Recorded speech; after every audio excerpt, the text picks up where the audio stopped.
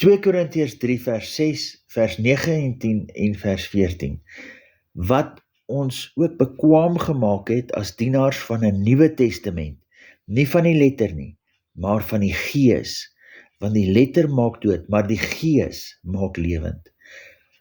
Want as die bediening wat veroordeel heerlikheid was, veel meer is die bediening wat regverdig maak oorvloedig in heerlikheid.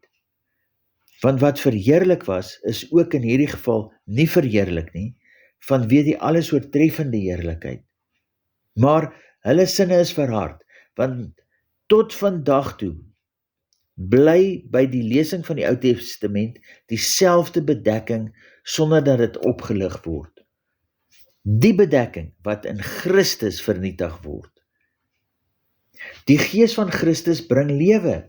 Die bedekking by die lesing van die Ou Testament word nie net opgelig nie, maar word vernietig in die ontdekking van Christus Jesus en van die Vader in die Nuwe Testament, van sy bloed gestort vir die hele mensdom en sy opstanding om Vader se liefde te manifesteer.